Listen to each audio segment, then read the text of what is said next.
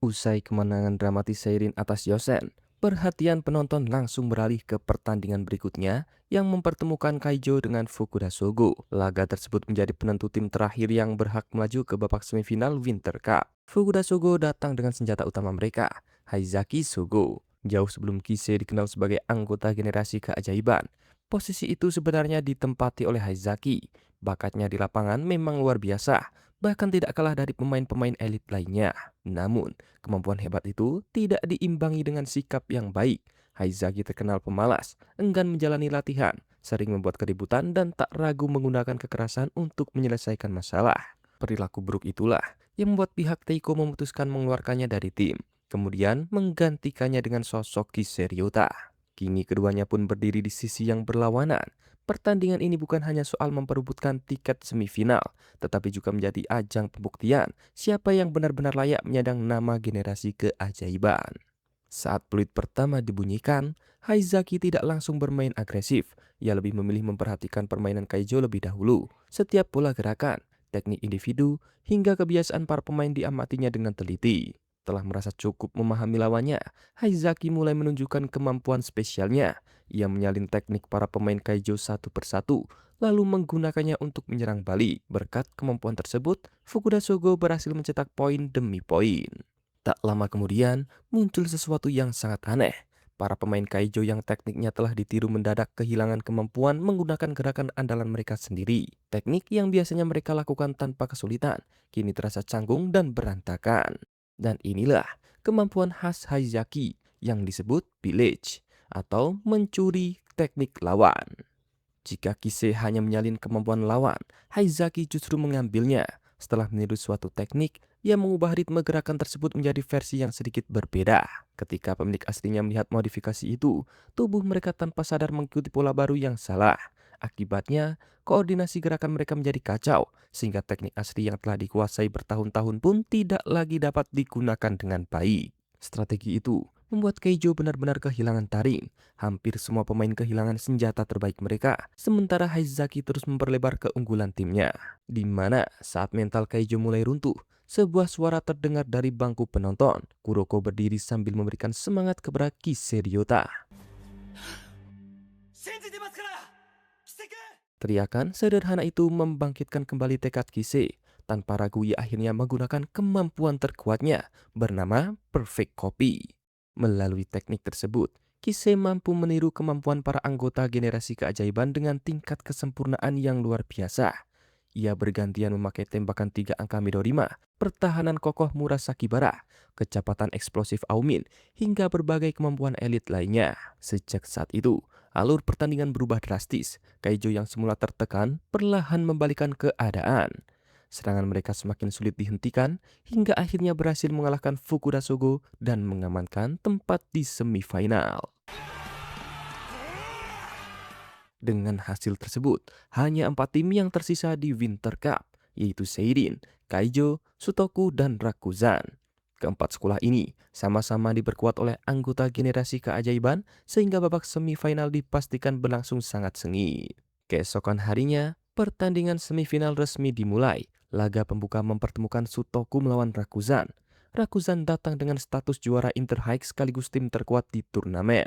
Selain dipimpin Akashi Seijiro, mereka juga memiliki 4 pemain yang menyandang gelar raja tak bermahkota. Sejak awal pertandingan, Midorima langsung tampil habis-habisan. Ia tanpa ragu melepaskan tembakan-tembakan jarak jauh andalannya untuk menekan pertahanan Rakuzan. Berbeda dengan Midorima, Akashi justru terlihat sangat tenang. Ia lebih sering mengatur tempo permainan sambil membiarkan rekan-rekannya mengambil alih serangan. Salah satu pemain yang paling menonjol adalah Kotaro Hayama. Dribble miliknya sangat unik karena dilakukan dengan pantulan yang keras dan cepat. Semakin tinggi ritme pantulannya, semakin sulit pula lawan mencuri bola darinya. Berkat aksi Kotaro, Rakuzan berhasil memimpin jalannya pertandingan. Namun Midorima tidak hanya berkontribusi dalam menyerang, ia juga turun membantu pertahanan dan beberapa kali sukses menghentikan pergerakan Kotaro. Melihat rekan setimnya mulai kesulitan, Akashi akhirnya memutuskan turun tangan secara langsung. Ia mengaktifkan kemampuan legendarisnya bernama Emperor Eye. Dengan kemampuan itu, Akashi mampu membaca pergerakan lawan secara sangat rinci, seolah mengetahui tindakan yang akan dilakukan beberapa detik sebelum benar-benar terjadi. Keunggulan tersebut kemudian dipadukan dengan teknik ankle break, sebuah gerakan tipuan yang memanfaatkan perubahan ritme sehingga lawan kehilangan keseimbangan dan terjatuh. Bahkan, Midorima pun berkali-kali menjadi korban teknik tersebut. Sejak Akashi mulai serius bermain, Raguzan kembali memperlebar selisih poin. Dalam situasi terdesak, Midorima akhirnya membuka strategi rahasia yang telah ia siapkan khusus untuk menghadapi Akashi. Alih-alih menerima bola terlebih dahulu, Midorima sudah mengambil posisi menembak sebelum operan datang. Takao kemudian mengirimkan bola tepat ketika Midorima berada di puncak lompatan. Cara tersebut membuat Emperor Eye tidak lagi efektif. Akashi memang mampu membaca niat Midorima, tetapi ia terlambat menghentikannya karena bola baru datang ketika Midorima sudah siap menembak. Strategi baru itu membuat Sutoku kembali mendekati perolehan angka Rakuzan. Menyadari timnya mulai kehilangan ketenangan, Akashi segera meminta time out. Alih-alih memarahi rekan-rekannya, ia berbicara dengan sangat tenang. Akashi meminta seluruh pemain tetap percaya pada strategi yang telah disusunnya. Lalu ia mengucapkan sesuatu yang mengejutkan semua orang. Akashi berkata bahwa apabila keputusan-keputusannya menyebabkan Rakuzan kalah, ia akan menanggung seluruh kesalahan dengan mengorbankan kedua matanya sendiri. Ucapan itu langsung membuat para pemain Rakuzan terkejut. Kotaro bahkan memohon agar sang kapten tidak mengucapkan hal sekejam itu. Akashi kemudian tersenyum tipis dan berkata bahwa dirinya sama sekali tidak takut. Selama rekan-rekannya tetap mempercayainya, ia yakin Rakuzan tidak akan pernah kalah. Kalimat tersebut berhasil mengembalikan semangat seluruh tim, kepercayaan diri mereka pulih, dan permainan Rakuzan kembali meningkat. Akashi pun menemukan solusi untuk menghentikan kombinasi Midorima dan Takao. Kali ini ia tidak lagi mencoba memblok tembakan Midorima, melainkan memotong operan Takao sebelum bola sampai ke tujuan. Dengan hilangnya jalur operan, senjata utama Sutoku tidak lagi bisa digunakan. Rakuzan pun kembali menguasai jalannya pertandingan hingga peluit panjang berbunyi. Mereka keluar sebagai pemenang dan memastikan diri untuk lolos ke babak final. Setelah pertandingan itu selesai, semifinal berikutnya mempertemukan Seirin dengan Kaijo. Tim yang menang akan menjadi penantang Rakuzan di partai puncak nanti. Sejak awal laga, Seirin langsung mengambil inisiatif menyerang. Kuroko membuka serangan menggunakan Vanishing Drive, kemudian menyelesaikannya dengan Phantom Shoot yang membawa Seirin mencetak poin pertama. Namun, Kaijo segera membalas. Kise langsung menggunakan tembakan jarak jauh khas Midorima. Dan yang paling mengejutkan, ia tidak menunggu hingga pertandingan memasuki situasi genting. Sejak menit-menit awal, Kise langsung mengaktifkan kemampuannya bernama Perfect Copy. Ia kemudian bergantian memakai kemampuan para anggota generasi keajaiban. Bahkan teknik ankle break milik Akashi pun berhasil ia tiru dengan sempurna. Kuroko kemudian mencoba membalas melalui Phantom Shoot. Sayangnya, Kise berhasil membaca arah bola dan memblok tembakan tersebut. Menghadapi Kise saat itu terasa seperti harus melawan seluruh anggota generasi keajaiban sekaligus dalam satu tubuh. Kaijo pun terus menekan tanpa memberi kesempatan Seirin mengembangkan permainan. Baru 3 menit pertandingan berjalan, papan skor sudah menunjukkan keunggulan telak 15-2 untuk Kaijo. Merasa selisih poin sudah cukup aman, Kise mulai menurunkan tempo permainannya. Ia sengaja menghemat tenaga karena menyadari bahwa penggunaan Perfect Copy menguras stamina dalam jumlah yang sangat besar. Perfect Copy memang menjadi senjata terkuat milik Kise, tetapi teknik itu memiliki kelemahan yang besar. Setiap kali digunakan, stamina Kise terkuras dengan sangat cepat dan tubuhnya menerima beban yang sangat berat. Karena itulah, ia tidak bisa memakai Perfect Copy selama satu pertandingan penuh. Di sisi lain, para pemain Seirin mulai kehilangan fokus. Selisih skor yang cukup jauh membuat mereka terburu-buru mengejar poin. Akibatnya, banyak operan yang gagal, serangan menjadi berantakan, dan mereka sering melakukan kesalahan sendiri. Melihat keadaan itu, pelatih Riko segera mengambil keputusan. Ia memasukkan Furihata, pemain cadangan yang jarang sekali mendapatkan kesempatan bermain. Meski kemampuannya biasa saja, Furihata memiliki cara bermain yang tenang. Ia tidak suka mengambil risiko dengan selalu bermain dengan sederhana. Kehadirannya membuat tempo permainan Seirin menjadi lebih lambat, sehingga seluruh pemain kembali tenang dan bisa bermain lebih rapi. Perlahan-lahan, Seirin mulai mengejar ketertinggalan. Kuarter pertama pun berakhir dengan skor 24-15 untuk keunggulan Kaijo. Memasuki kuarter kedua, Kagami mulai menunjukkan permainan terbaiknya. Ia menjaga Kise dengan sangat ketat hingga beberapa kali berhasil menghentikan serangannya. Kise dipaksa bergerak lebih keras untuk melewati Kagami. Akibatnya, cedera pada kakinya mulai terasa semakin parah. Melihat kondisi itu, pelatih Kaijo akhirnya menarik Kise keluar agar cederanya tidak bertambah buruk. Keputusan tersebut menjadi titik balik pertandingan. Saat Kaijo kehilangan pemain andalannya, Kagami justru sedang berada dalam kondisi terbaik. Sementara itu, Kuroko juga ditarik keluar untuk sementara agar kemampuan misdirection miliknya tetap efektif saat pertandingan memasuki menit-menit terakhir. Memasuki kuarter ketiga, Seirin mulai menguasai pertandingan. Tanpa Kise di lapangan, Kaijo kesulitan menghentikan Kagami. Ia terus mencetak angka dengan bantuan Kiyoshi di bawah ring dan tembakan akurat dari Hyuga. Berkat kerjasama mereka, Seirin berhasil membalikkan keadaan, di mana kuarter ketiga pun ditutup dengan skor 67-58 untuk keunggulan Seirin. Namun pertandingan belum berakhir. 4 menit terakhir menjadi penentuan. Kise kembali masuk ke lapangan. Pada saat yang sama, Kuroko juga kembali bermain. Kedua tim kini menurunkan semua pemain terbaik mereka. Walaupun kakinya masih cedera, Kise tetap memaksakan diri menggunakan perfect copy sekali lagi. Ia tidak memikirkan rasa sakit, karena yang ada di pikirannya hanyalah membawa Kaijo meraih kemenangan. Kise kembali menggunakan berbagai kemampuan milik generasi keajaiban. Ia meniru kecepatan Aumin, tembakan Midorima, pertahanan Murasakibara, hingga ankle break milik Akashi. Bahkan kali ini, ia juga berhasil meniru kemampuan Kuroko, mulai dari operan khasnya sampai Phantom Shoot. Melihat keadaan itu, Seirin pun langsung meminta time out. Saat berdiskusi, Kuroko mengatakan bahwa menghentikan Kise secara langsung hampir tidak mungkin. Karena itu, mereka harus memancing Kise agar menggunakan gerakan yang sudah mereka perkirakan. Begitu pertandingan dimulai lagi, rencana itu langsung dijalankan. Kuroko lebih dahulu menghadang Kise sehingga ia memakai kecepatan Aumin. Setelah itu Kagami muncul untuk memaksanya menggunakan ankle break. Ketika Kise sudah berada di bawah ring, 3 pemain Seirin langsung menutup semua jalur tembaknya. Akhirnya, Kise memilih mengoper bola kepada Kasamatsu yang kemudian berhasil mencetak angka. Namun semua itu memang sudah direncanakan Seirin. Saat perhatian Kaijo tertuju di bawah ring, Kagami langsung berlari melakukan serangan balik. Walaupun begitu, Kise masih mampu mengejar Kagami. Kagami lalu memantulkan bola ke arah ring. Tepat pada saat itu, Kuroko muncul dan menyelesaikan serangan dengan Phantom Shoot.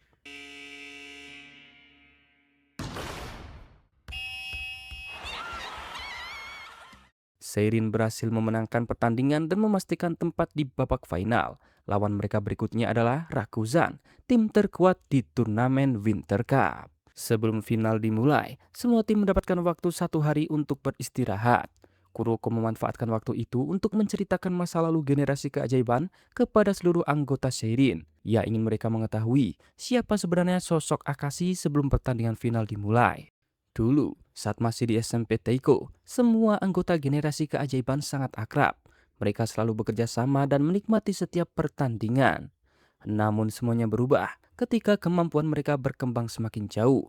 Perubahan pertama terjadi pada Aumin karena kemampuannya jauh di atas pemain lain. Pelatih sampai mengizinkannya tidak ikut latihan selama ia tetap bisa membawa kemenangan. Hal itu pun membuat Murasakibara merasa iri. Ia menganggap dirinya juga pantas mendapatkan perlakuan yang sama. Sebagai kapten, Akashi menegurnya dan meminta Murasakibara tetap mengikuti aturan tim. Namun, Murasakibara justru menolak. Ia berkata tidak mau mendengarkan orang yang lebih lemah darinya. Di mana ucapan itu membuat Akashi menerima tantangannya untuk bertanding 1 lawan 1. Di awal pertandingan, Akashi sempat kesulitan, tetapi tiba-tiba kepribadiannya berubah. Ia menjadi sosok yang dingin, penuh tekanan dan jauh lebih kuat dari sebelumnya, seolah memiliki 2 kepribadian dalam satu tubuh. Dengan kekuatan barunya, Akashi berhasil mengalahkan Murasakibara. Sejak saat itu pun, tidak ada lagi yang berani membantah perintahnya. 君は誰ですかに決まっているだろう哲也 Walaupun generasi keajaiban terus memenangkan pertandingan, hubungan mereka tidak lagi seperti dahulu. Mereka masih bermain bersama, tetapi sudah tidak lagi dekat. Hingga suatu hari, Teiko bertanding melawan sekolah yang diperkuat Ogiwara, sahabat masa kecil Kuroko. Karena Kuroko sedang cedera, ia tidak bisa ikut bermain. Tanpa Kuroko, para pemain Teiko sengaja mempermalukan lawannya dengan membuat skor menjadi 111-11. Di mana kekalahan itu pun membuat Ogiwara sangat kecewa hingga memutuskan berhenti bermain basket. バスケットはも Setelah lulus dari SMP, semua anggota generasi keajaiban masuk ke SMA yang berbeda. Mereka berjanji akan saling bertanding untuk menentukan siapakah yang paling kuat di antara mereka. Namun, tujuan Kuroko berbeda. Ia ingin membuat teman-temannya kembali menjadi pribadi yang dahulu. Perlahan, usahanya mulai berhasil. Kisei, Midorima, Aomin, dan Murasaki Bara sudah mulai berubah. Kini hanya Akashi yang masih belum tersadar. Keesokan harinya, pertandingan final Winter Cup akhirnya dimulai. Seirin berhadapan langsung dengan Rakuzan untuk memperebutkan gelar juara. Sejak awal pertandingan, Kagami langsung memasuki zone dan berhasil mencetak angka di depan Akashi. Namun, Akashi langsung membalas dengan ankle break hingga membuat Kagami terjatuh. Kejadian itu membuat kepercayaan diri Kagami menurun. Ia mulai berpikir bahwa bahkan dengan kekuatan zone pun dirinya masih belum bisa mengalahkan Akashi. Melihat Kagami mulai ragu, Mitobe menepuk bahunya. Ia ingin mengingatkan bahwa Kagami tidak bertarung sendirian.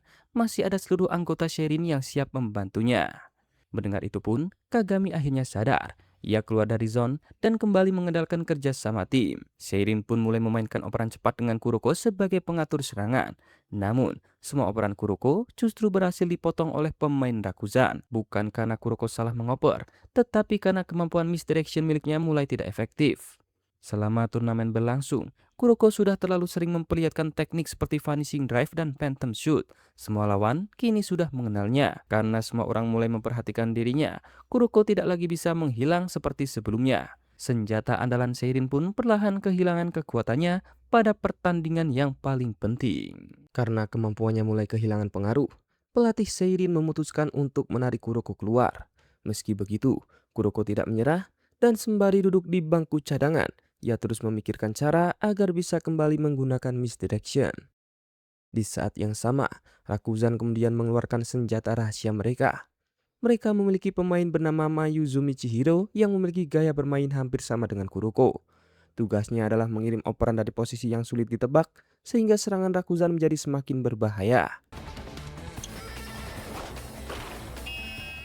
Kerjasama Mayuzumi dan Akashi benar-benar mengingatkan semua orang pada duet Kuroko dan Kagami. Ditambah lagi, serangan cepat Kotaro dan tembakan 3 angka milik Ryo membuat selisih skor semakin jauh.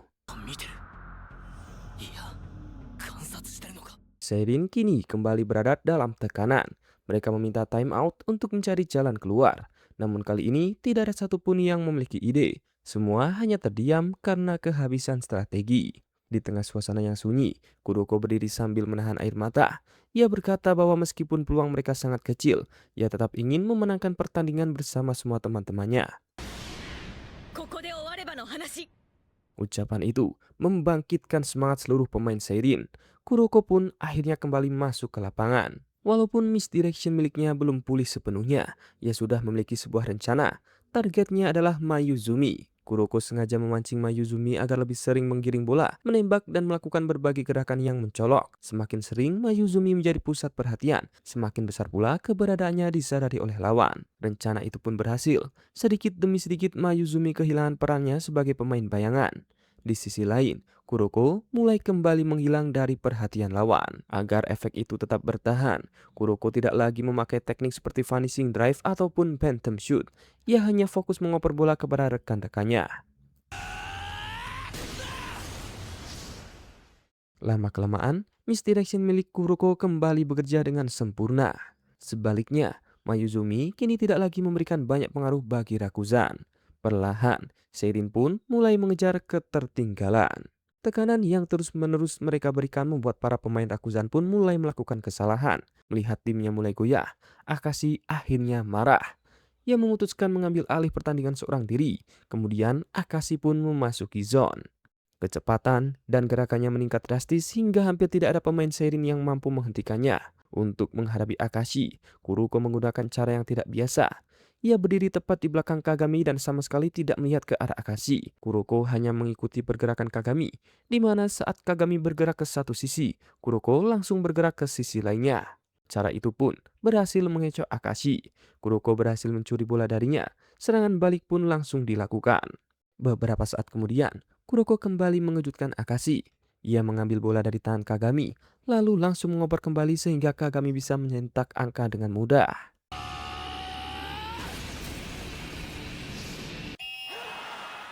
Untuk pertama kalinya, Akashi benar-benar kehilangan kendali. Walaupun sudah memasuki zone, ia tetap gagal menghentikan Seirin.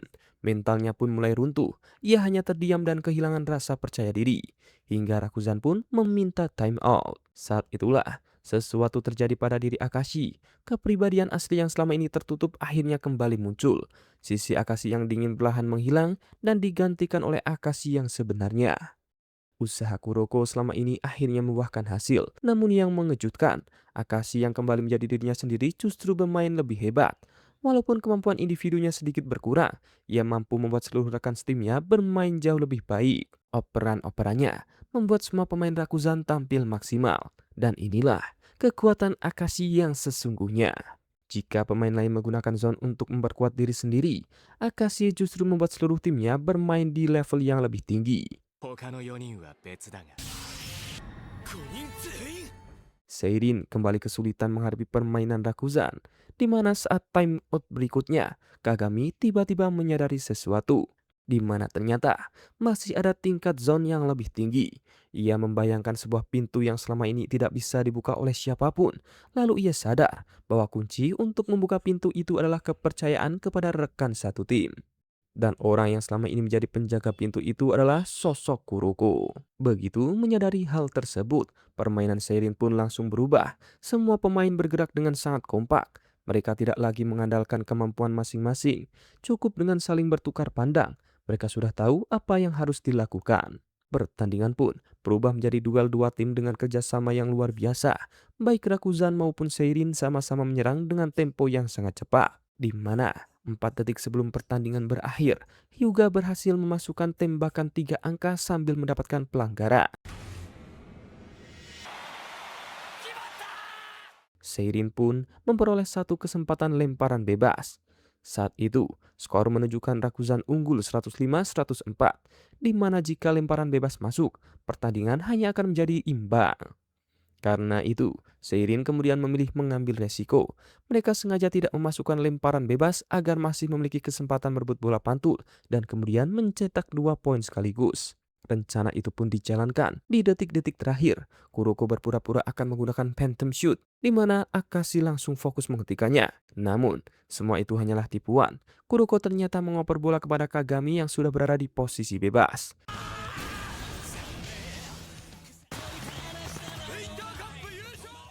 Seirin menang dengan skor 106-105 dan resmi menjadi juara Winter Cup.